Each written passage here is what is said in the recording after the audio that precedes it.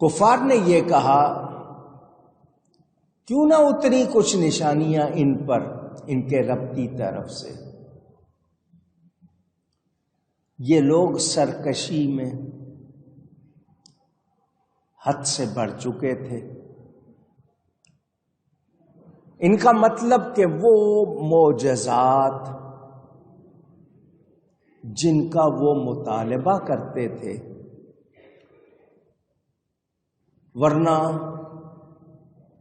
آپ جانتے ہیں یہ جملہ آپ کو یاد ہوگا کہ سارے نبی معجزے لے کر آئے، میرے نبی پاک سراپا معجزہ بن کر آئے.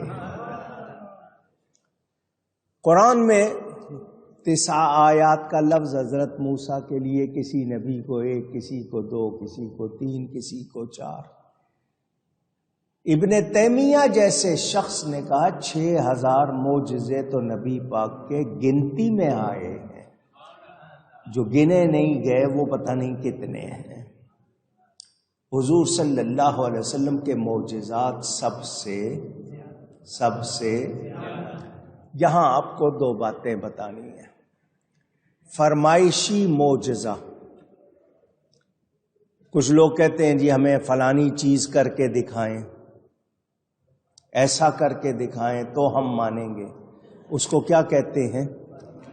فرمائشی معجزہ. فرمائشی معجزہ مانگنے پر اگر کوئی ایمان نہ لائے تو پھر عذاب اس پر لازمی ہو جاتا ہے، پھر وہ قوم عذاب سے بچتی نہیں. آپ نے واقعہ سنا ہوا ہے حضرت صالح علیہ السلام، قوم سمود. فرمائشی معجزہ مانگا کہ یہ سامنے پہاڑی ہے، یہ خود بخود پھٹے، اس میں سے زندہ اونٹنی نکلے اور وہ بھی حاملہ ہو، یعنی وہ بچہ جنے، تب ہم مانیں گے کہ تم اللہ کے نبی ہو. معجزہ ظاہر ہوا مگر قوم نے مانا، ساری قوم تباہ ہو گئی. مدائن صالح آج بھی عبرت کا نشان ہے. پہاڑوں میں گھر بناتے تھے بڑے مضبوط، کوئی بھی نہیں بچا. 3 دن کی ان کو مہلت ملی، اس کے بعد سب ختم. تو فرمائشی معجزہ مانگ کر ایمان نہ لائیں تو پھر عذاب یقینی ہوتا ہے. نبی پاک صلی اللہ علیہ وسلم کا امی ہونا، میں نے اس پر گزشتہ جمعے کچھ تھوڑی سی گفتگو کی تھی. لکھنا پڑھنا ایک صنعت ہے، ایک آرٹ ہے، ایک کام ہے، اور صنعت ایک دنیاوی امر ہوتا ہے، دنیا کا کام ہوتا ہے، جس سے مدح و ذم یعنی تعریف اور برائی کا تعلق نہیں. لکھنے پڑھنے کی غرض و غایت کیا ہوتی ہے کہ انسان اپنی یادداشت لکھ لے، اس کے ذہن میں کام کی باتیں ہوں، لکھ لے کہ کہیں بھول نہ جاؤں. لکھ لیتے ہیں آپ لوگ، ڈائری بنا لیتے ہیں، نوٹس لکھ لیتے ہیں. عربی میں کہتے ہیں کل علم لیس فی القرطاس ضاع، وہ علم جو لکھا نہ جائے وہ ضائع ہو جاتا ہے، سینوں میں رہ جاتا ہے، دوسروں تک نہیں پہنچتا. نبی کریم صلی اللہ علیہ وسلم اللہ تعالی کے آخری نبی ہیں اور سب سے زیادہ شان والے نبی ہیں. غفلت، فراموشی، بھول جانا، جس طرح ہمارا حال ہے نبی کا ایسا حال نہیں. اسی لیے آپ کو لکھنے پڑھنے سے کیا غرض؟ قرآن میں اللہ خود فرماتا ہے سَنُقْرِئُكَ فَلَا تَنْسَىٰ إِلَّا مَا شَاءَ اللَّهُ. آپ کو آپ کا رب ایسا پڑھائے گا کہ آپ بھولیں گے نہیں، سوائے اس کے کہ جو اللہ چاہے توجہ ہٹا دے، کچھ کر دے، مگر اللہ فرما رہا ہے آپ کو پڑھائیں گے، آپ بھولیں گے نہیں۔ یہاں پر کچھ لوگ بات کریں گے، اب میں نے یہ بات کی، کچھ لوگ آپ سے کہیں گے کہ دیکھیں حضور صلی اللہ علیہ وسلم نے 4 رکعت والی نماز شروع کی، 2 کے بعد سلام پھیر دیا۔ صحابہ نے عرض کی حضور نماز کم ہو گئی ہے یا آپ نے کم پڑھائی ہے؟ ادب والے تھے صحابہ۔ تو حضور نے جواب میں کیا فرمایا؟ میں بھولتا نہیں ہوں، لست انسا، میں بھولتا نہیں، ولیکن انسا، میں بھلایا جاتا ہوں، لأسنہ، تاکہ تمہارے لیے طریقہ ہو جائے کہ تم بھول جاؤ تو کیا کرنا ہے، تمہیں مجھ سے وہ طریقہ آ جائے۔ تو اللہ کی عطا سے نبی بھولتے اونچی۔ حضور صلی اللہ علیہ وسلم جیسا جاننے والا عالم مخلوق میں کوئی اور نہیں۔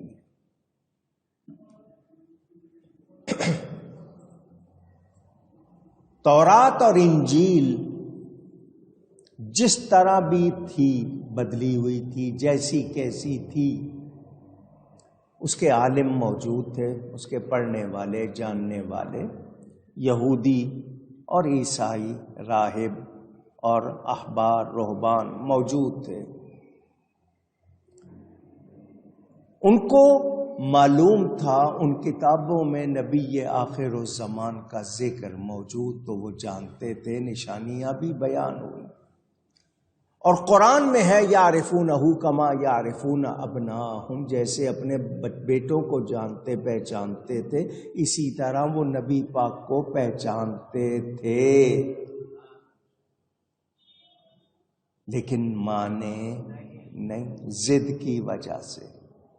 میرے دوستوں اور بزرگوں، حضور صلی اللہ علیہ وآلہ وسلم ہمارے جیسے بشر نہیں تھے، بے مثل بشر تھے، بے مثال بشر تھے۔ حضور صلی اللہ علیہ وآلہ وسلم کے بارے میں کوئی اگر ان کو اس طرح کہے کہ حقارت ہو، ہلکا پن ہو، تو ایسا شخص اپنے ایمان سے محروم ہو جاتا ہے، اس کا ایمان باقی نہیں رہتا۔ مثلا کوئی نبی کو ان پڑھ کہے، اور ان پڑھ کہنے کا مطلب یہ ہے کہ کچھ جانتے نہیں تھے اور اس میں حقارت ہو، تو پھر وہ اپنے ایمان کو بچا سکتا۔ وہ اللہ کی عطا سے جاننے والے، خود رب گواہی دے رہا ہے، الرحمن علم القرآن، رحمان ہے جس نے اپنے حبیب کو قرآن سکھایا، اور قرآن کے لیے ہے تبیان لکل شیء، ہر شے کا روشن بیان۔ تو اللہ سکھانے والا، نبی سیکھنے والے، اب کوئی کیا کہے نبی کے بارے میں، ہلکی غلط بات کرے تو کیا برداشت کی جا سکتی ہے؟ نہیں۔ میرے دوستوں اور بزرگوں، حضور صلی اللہ علیہ وسلم کسی انسان کے شاگرد اونچی۔ میں نے آپ کو واقعات سنائے ہوئے ہیں اولیاء کے، آپ کے ذہنوں میں ہوں گے۔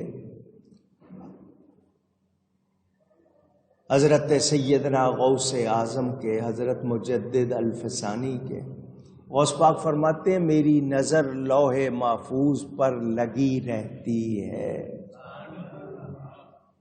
اللہ کی عطا سے ان کو یہ شان ملی ہے۔ کہتے ہیں ان عینی فی اللوح المحفوظ، میری آنکھیں، میری آنکھ لوح محفوظ پر لگی رہتی ہے۔ غوث پاک نبی نہیں ہے، صحابی نہیں ہے، ولی ہے۔ ایک ولی کی جب اتنی شان ہے، صحابی کی کتنی ہوگی، اور پھر نبی کی کتنی ہوگی، اور پھر نبیوں کے نبی کی کتنی ہوگی۔ سمجھدار آدمی کو اشارہ کافی۔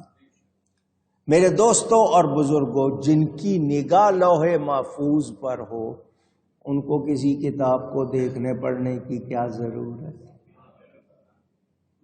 یہ جی نہیں کوئی کتابیں پڑھی ہوں گی، ان میں سے حضور نے جملے بنا لیے ہوں گے، انہوں نے نبی کو مانا اور جانا نہیں۔ میرے دوستوں اور بزرگوں، ہمارا یہ کہنا ہے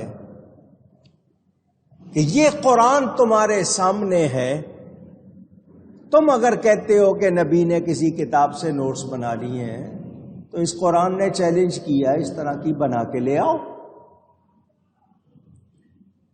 تمہیں بھی عربی آتی ہے، تم اپنے آپ کو بہت زبان والا کہتے ہو، اہل زبان، بنا لاؤ۔ یہ روشن آیتیں ہیں، جس کے سینے میں آ جائیں اس کا سینہ روشن کر دیتی ہے۔ یہ نور ہیں، یہ ہدایت ہیں، یہ رحمت ہے، یہ شفا۔ قرآن سے محبت ہو جائے تو پتہ چلے کہ قرآن کیا ہے، اللہ کا کلام۔ اللہ تعالی نے نبی پاک کو وہ شان عطا فرمائی ہے، وہ علم عطا فرمایا ہے کہ مخلوق میں کوئی ان جیسا، اونچی کہہ دیجیے۔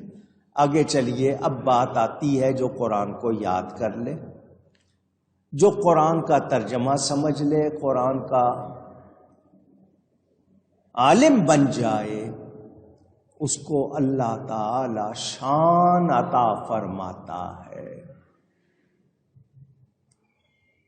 اور یہ صرف قرآن کریم کا اعجاز ہے، چھوٹے چھوٹے بچے اس کو یاد کر لیتے ہیں۔ میں نے آپ کو بتایا تھا، ایک ایک زیر زبر، ایک ایک حرکت کے ساتھ کوئی اور کتاب یاد کی جا سکتی نہیں۔ چھوٹی سی عمر، 7-8 سال کی، 9 سال 10 سال، بچے یاد کر لیتے ہیں کم سے کم مدت میں۔ ابھی کل پرسوں خبر آئی تھی کہ 5 مہینے میں ایک بچے نے قرآن یاد کر لیا۔ ہمارے اعلی حضرت مولانا شاہ احمد رضا خان کو کسی نے خط لکھا، خط میں حافظ کا لفظ ساتھ لکھ دیا، حافظ احمد رضا، اعلی حضرت مولانا شاہ حافظ احمد رضا۔ اعلی حضرت نے کہا کہ اس کو شاید معلوم نہیں ہے کہ مجھے قرآن زبانی یاد نہیں ہے۔ اب 2 صورتیں ہیں، یا تو اس کو جواب میں لکھتے کہ یہ نہیں لکھنا کیونکہ مجھے قرآن زبانی یاد نہیں۔ آپ نے کہا یہ کیوں لکھوں اس کو کہ یاد نہیں، کیوں نہ یاد کر لوں؟ 1 مہینے میں قرآن یاد کر لیا، روزانہ 1 پارہ یاد کر لیا، اللہ کی عطا۔ تو یہ واحد کتاب ہے۔ غیر مسلموں نے کوشش کی کہ مسلمانوں کو قرآن سے خالی کر دیں، بڑا مشہور واقعہ ہے۔ انہوں نے ساری دنیا سے قرآن اٹھانے شروع کیے، دکانوں سے خریدے، لوگوں کے گھروں میں گئے، قرآن ہے جی لاؤ ہمیں دے دو، جتنے پیسے مانگے لوگوں کو دے دیے۔ انہوں نے یہ سمجھا کہ یہ سارے قرآن سے خالی ہو جائیں گے، لاکھوں قرآن جمع کر لیے، لاکھوں۔ کسی نے ان سے کہا بھئی کیا کر رہے ہو؟ ان کا مسلمانوں کو قرآن سے خالی کرنا چاہتے ہیں، مسلمانوں کے پاس قرآن نہ رہے۔ ان کا نہیں کر سکتے۔ کہا ہم نے ساری دنیا سے جمع کر لیا۔ ان کا نہیں کر سکتے، کیوں؟ ان کا یہ ان کے سینوں میں محفوظ ہے، وہ زبانی یاد کر لیتے ہیں، تم اس کو ان سے چھین سکتے نہیں۔ میں نے آپ کو بتایا تھا حضرت موسیٰ علیہ السلام نے اللہ کی بارگاہ میں دعا کی، یا اللہ میں نے تورات میں ایک ایسی امت کا نام پڑھا ہے جن کے سینوں میں تیرا کلام قرآن محفوظ ہوگا، وہ اسے دیکھ کر بھی پڑھیں گے اور یاد کیا ہوا ہوگا، بغیر دیکھے بھی پڑھیں گے۔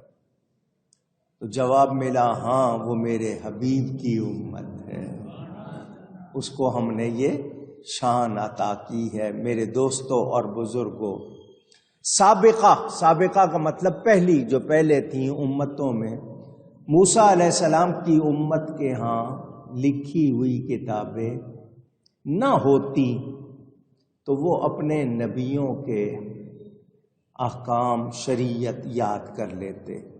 اس وقت ان کو یادداشت اچھی تھی، قوت حافظہ ان کی تیز تھی، لیکن ان کو یہ دولت نصیب نہیں. تورات میں بھی تحریف ہو گئی، گڑبڑ ہو گئی، اور اس کا کوئی بھی حافظ نہیں ملا. یہاں تک علماء نے لکھا ہے کہ یہود و نصارہ کو مسلمانوں سے جو حسد ہے، جلن ہے، وہ اس وجہ سے کہ یہ قرآن یاد کر لیتے ہیں، انہیں قرآن یاد ہو جاتا ہے.